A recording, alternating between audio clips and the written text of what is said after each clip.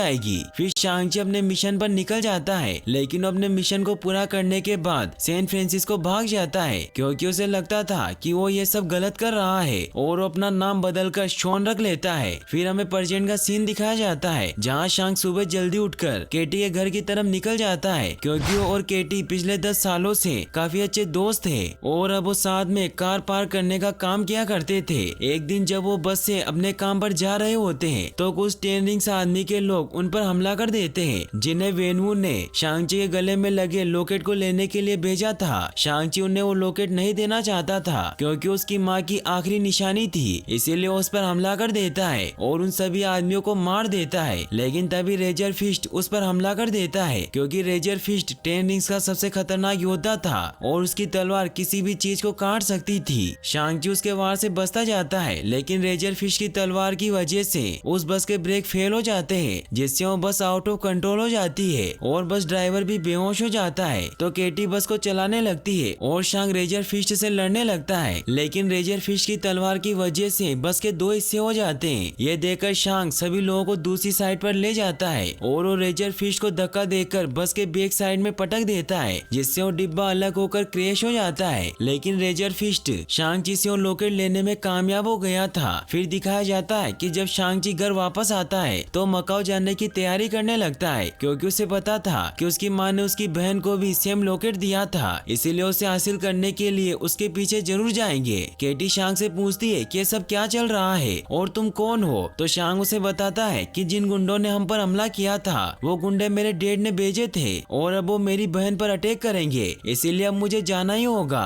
क्योंकि ये मेरी बहन का सवाल है। केटी उसे कहती है कि मैं भी तुम्हारे साथ चल रही हूँ। फिर वो दोनों प्लेन से मकाओ जाने के लिए निकल जाते हैं, जहाँ रास्ते में शांग केटी को अपनी सारी स्टोरी बताता है, लेकिन उसे झूठ कहता है कि मैंने वो मिशन पूरा नहीं किया। वो दोनों मकाओ पहुँचते हैं, जहाँ वो इलीगल फाइट क्लब में जाते हैं, क्योंकि शेलिंग ने उसे जो पोस्ट कार्ड भेजा था उस पर यही का एड्रेस था। शांग केटी के साथ लिफ्ट से ऊपर जाता है, लेकिन धोखे से शांग से कॉन्ट्रैक्ट साइन करवा लिया जाता है, क्योंकि शांग ने बस में जो फाइट की थी उसका वीडियो वायरल हो गया था, इसीलिए उसे फाइट के लिए तैयार करते हैं, क्योंकि उनकी एक कंपनी डार्क वेब पर लाइव स्ट्रीम करती थी, जिस पर बहुत से लोग बेटिंग लगाते हैं। शांग ची जब फाइट के लिए ग्राउंड में जाता है तो उसका कॉम्पिटिटर और कोई नहीं बल्कि उसकी बहन शेलिंग ही होती है, जो शांग से बहुत गुस्सा थी, क्योंकि वो मिशन पर जाने से पहले उसे ये कहकर गया था कि वो 3 दिन में वापस आ जाएगा, लेकिन वो वापस नहीं लौटा। इस बात से गुस्सा होकर शेलिंग उसे बहुत मारती है, जिससे शांग उस लड़ाई में हार जाता है। फिर मैच खत्म होने के बाद शेलिंग जब शांग से मिलती है तो उसे पूछती है कि तुम मुझसे क्या चाहते हो? तो शांग उसे कहता है कि 10 रिंग्स आर्मी ने सैन फ्रांसिस्को में मुझ पर हमला किया था और वो मेरा लॉकेट ले गए और अब वो तुम्हारे पीछे आएंगे, क्योंकि तुम्हारे पास भी मॉम का सेम लॉकेट है और जरूर डैड हमारे लॉकेट से कुछ बुरा करना चाहते हैं। तो शेलिंग उसे कहती है कि जब तुम मुझे अकेला छोड़कर गए थे तब मुझे तुम्हारी जरूरत थी, लेकिन तुम नहीं लौटे,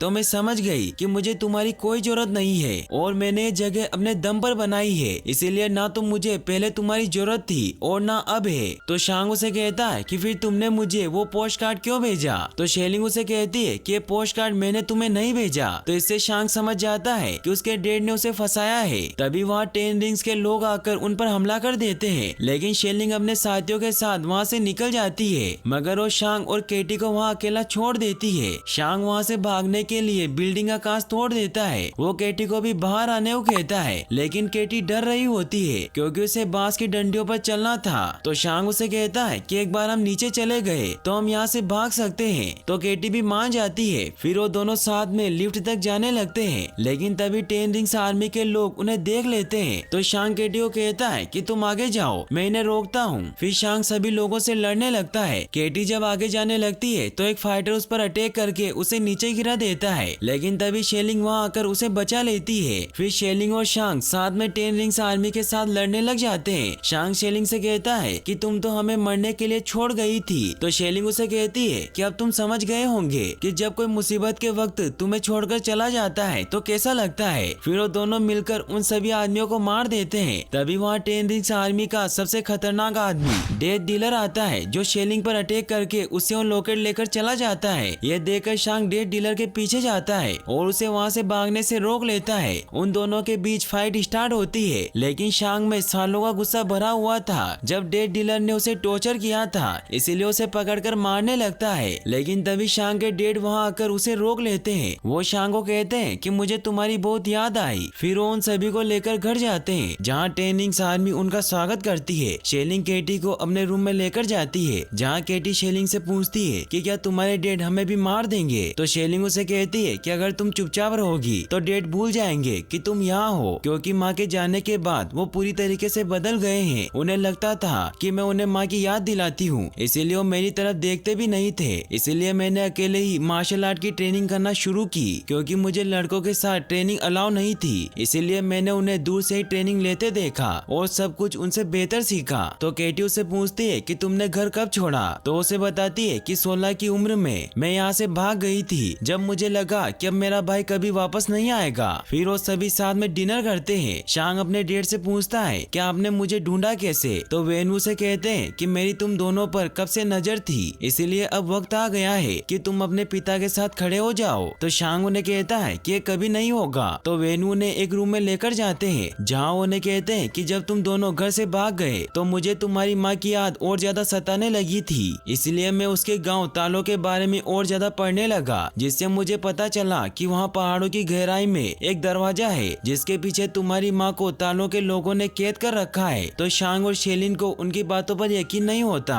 तो वेनू ने कहते हैं कि पहले मुझे भी यकीन नहीं था, लेकिन जब मैंने एक दिन अपने काम में डूबा हुआ इस रूम में बैठा था, तब मुझे तुम्हारी माँ की आवाज सुनाई दी, जैसे कि वो बिल्कुल यही मौजूद हो। उसने कहा कि उसे मेरी मदद चाहिए। तो शांग उन्हें कहता है कि माँ के गांव वाले ऐसा क्यों करेंगे। तो वेनू ने बताते हैं कि जब हमें प्यार हुआ तो तुम्हारी माँ चाहती थी कि हम तालों में साथ रहें, इसीलिए उसने अपने बुजुर्गों से इजाजत मांगी, पर उन्होंने मना कर दिया। उन्होंने कहा कि मैं इस लायक नहीं हूँ। इससे अब वेनू को लगता है कि यिंग आज भी जिंदा है, लेकिन तालों के लोगों ने उसे कैद कर रखा है। तो शांग अपने डैड को समझाता है कि मोम अब जा चुकी है। तो वेनू उन्हें हॉल में लेकर जाते हैं, जहाँ उनकी मोम के दिए हुए लॉकेट को जैसे ही ड्रैगन की आंखों में लगाते हैं तो उसमें से बहुत सारा पानी निकलकर अचानक से फ्रीज हो जाता है, और जब वो पानी जैसे ही नीचे गिरता है तो उसमें से एक रास्ता बनने लगता है। तो वेनू ने बताते हैं कि तालों का रास्ता एक भूल भुलैया है, लेकिन जंगल के बीच एक सीधा रास्ता भी है, जो साल में सिर्फ एक बार एकादशी के दिन खुलता है, लेकिन उसके लिए पता होना चाहिए कि रास्ता कब और कहाँ खुलेगा, और अब मुझे दोनों पता है। फिर वो अपनी पूरी 10 रिंग्स आर्मी को कहते हैं कि आज से 3 दिन बाद हम मेरी वाइफ को उसकी कैद से आजाद करवाकर घर वापस लाएंगे। फिर वो शांग को कहते हैं कि मैं इसलिए तुम्हें यहाँ लाया हूँ ताकि तुम तुम्हारी माँ को घर लाने में मदद कर सको। तो शेलिंग उन्हें कहती है कि अगर गाँव वालों ने आपको रोकने की कोशिश की तो आप क्या करेंगे। तो वेनू ने कहते हैं कि अगर उन्होंने ऐसा किया तो पूरा गाँव जलकर खाक हो जाएगा।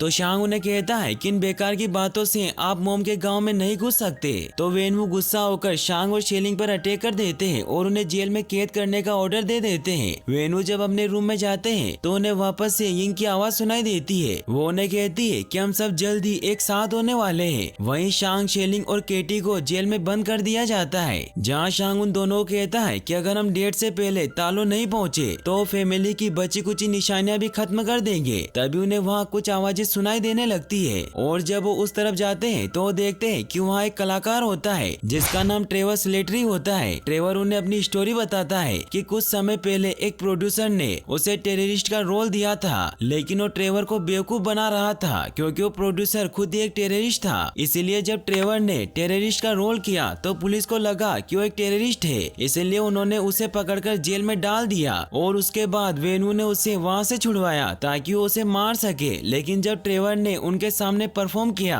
तो उनका दिल पिघल गया, और जब से ही ट्रेवर उनके लिए हर हफ्ते शो करता है तभी वहाँ एक मिथिकल क्रिएचर आ जाता है, जिसे देखकर केटी और शांग काफी डर जाते हैं क्योंकि उसका सिर नहीं होता। तो ट्रेवर उन्हें बताता है कि मोरिस है और ये मुझसे बातें कर सकता है। फिर ट्रेवर उन्हें कहता है कि मोरिस कह रहा है कि ये तुम्हें जानता है क्योंकि ये तुम्हारी मोम के साथ तालों में बड़ा हुआ था, लेकिन तुम्हारे पिता ने मायावी जंगल में रास्ता ढूंढते वक्त इसे वहाँ से चुरा लिया था, और अब ये चाहता है कि तुम इसे घर ले जाओ। तो शांग उन्हें कहता है कि अगर मेरे बस में होता तो मैं इसे वापस जरूर लेकर जाता, लेकिन मेरे डेट के हिसाब से वो रास्ता सिर्फ साल में एक ही बार खुलता है। तो ट्रेवर कहता है कि मोरिस कह रहा है कि यह तुम्हें अभी भी वहाँ लेकर जा सकता है और तुम उस भूल भुलैया को पार कर सकते हो, लेकिन यह बहुत खतरनाक है क्योंकि आज तक इसे कोई जीते जी पार नहीं कर पाया। तो केटी उसे कहती है कि हम यहाँ से कैसे निकलेंगे। तभी शेलिंग वहाँ सुरंग का रास्ता ढूंढ लेती है और वो शांग को बताती है कि डैड ने पूरे कॉम्प्लेक्स के नीचे एक सुरंग बनवाई है और पिछली बार में वहीं से भागी थी। फिर वो सभी वहाँ से सीधे गैराज तक जाते हैं जहाँ से वो रेजर फिश की गाड़ी लेकर निकल जाते हैं, लेकिन गार्ड को इस बारे में पता चल जाता है, इसीलिए वो वहाँ उन्हें रोकने के लिए आ जाते हैं। तो दूसरे रास्ते से वहाँ से भागने लगते हैं, लेकिन वो रास्ता सिर्फ फिंगरप्रिंट से ही खुलता था। इसीलिए जब 10 रिंग्स आर्मी के लोग उन्हें रोकने की कोशिश करते हैं तो वो एक एक करके सभी को मारने लगते हैं और एक आदमी की मदद से उस डोर को खोल लेते हैं, जिससे वो सेफली वहाँ से निकल जाते हैं। सुबह होते होते वो उस जंगल तक पहुँचते हैं। मॉरिस उन्हें रास्ता बताता जाता है, जिससे वो उस मायावी जंगल से बचते हुए एक झरने तक पहुँचते हैं, जहाँ जब वो जैसे झरने के अंदर जाते हैं तो वाटर एकदम फ्रीज हो जाता है और वो एक सीक्रेट रास्ते से सीधा तालों में पहुँचते हैं, जहाँ वो देखते हैं कि वहाँ बहुत सारे मिथिकल क्रिएचर होते हैं। फिर वो तालो गाँव में पहुँचते हैं, जहाँ शांग सभी को अपना इंट्रोडक्शन देता है, लेकिन वो सब उनकी बात नहीं सुनते और उन पर अटैक करने लगते हैं। तभी वहाँ यिंगली की बहन नान आ जाती है, जो उन्हें ऐसा करने से रोक लेती है। वो शांग और शेलिंग से कहती है कि मैं तुम्हारी मौसी हूँ। वो उन दोनों से मिलकर बहुत खुश होती है। शांग नान को कहता है कि हमारे पास टाइम कम है क्योंकि हमारे डैड यहाँ अटैक करने के लिए आ रहे हैं। तो नान उन्हें अपने साथ नदी के किनारे लेकर जाती है, जहाँ उन्हें बताती है कि हम काले द्वार के रखवाले हैं और तुम्हारी दुनिया को उन बुराइयों से बचाते हैं जो इस द्वार के पीछे कैद है। तो शांग उन्हें कहता है कि हमारे डैड उसी द्वार को खोलने आ रहे हैं क्योंकि उन्हें लगता है कि माँ वहीं कैद है।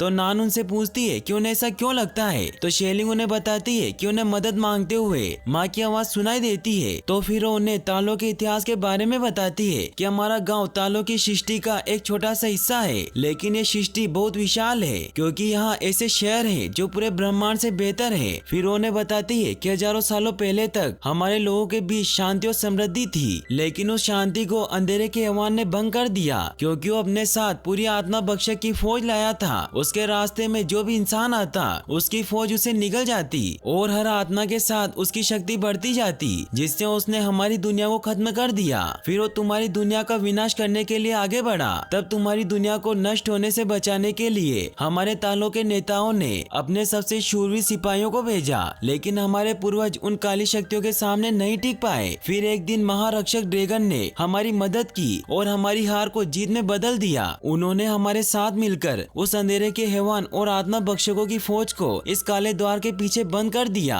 और हमारे महारक्षक की जादुई शक्तियों के वरदान से हम तालों के लोगों ने आज तक इस काले द्वार की रक्षा की है और कर मैंने इस बात से इनकार किया, ऐसा जताया कि मुझे तेरी ये बात समझ नहीं आई।